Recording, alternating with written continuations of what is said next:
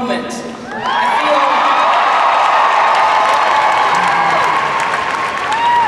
we started out in Iowa last night. I was a little nervous. I'm beginning to like this.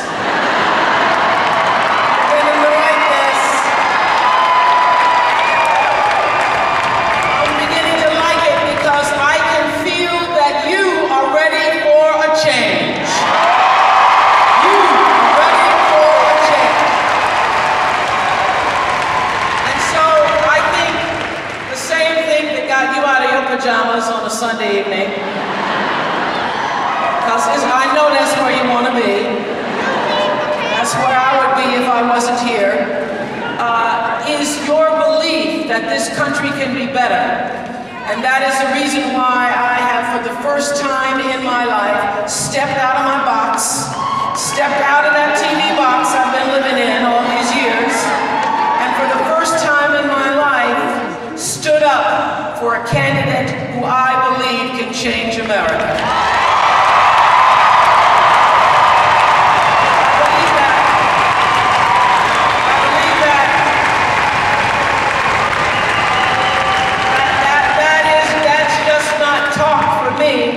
That's what I truly believe, because there are times when I even worry about what happens to our country, and this is why I feel for the first time the responsibility for this moment in time to do what I can. I believe everybody has a calling.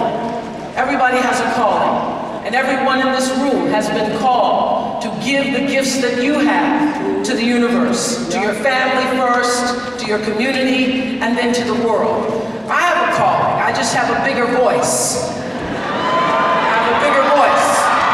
And so I feel a responsibility at this moment in time.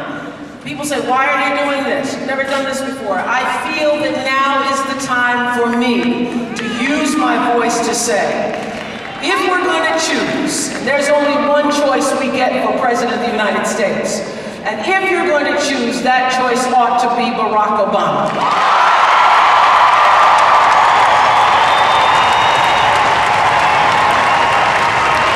Yes. And I came here tonight, Manchester, just to tell you a few of the reasons why. There are lots of reasons why. But one of the reasons is because I believe that Barack Obama will bring statesmanship to the White House.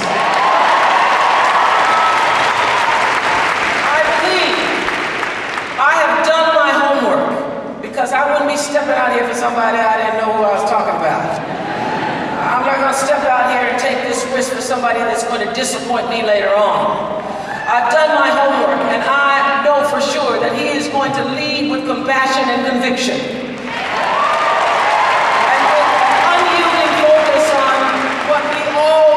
Together of our national future, because he understands that with all of our races, ethnicities, colors, languages, religions, diversities, he understands that he can bring us all together as one United States of America. United States. Not the red states and the blue states and the left and the right, but as a United States of America. So no, I've never done this before, but what I realize is, if you keep doing the same thing, the same way, all the time, you will get the same results. So now is a time for change. We can't believe it. Change. We can't believe it. Because in my private conversations with my friend Gail is here, when we're not talking about all this stuff, who's in the tabloids and stuff, we talk about the real things. We are concerned, worried even, about the dismal state of so many of our schools that do not measure up to the genius of our children. And we say to ourselves, somebody ought to do something about that. I've done so many stories on my show where people who have been through difficult times ended up sick. Somebody in the family had an avalanche of bills, and because of the bills, their houses were foreclosed and they end up on the street and we say, in the United States of America, somebody ought to do something about health insurance.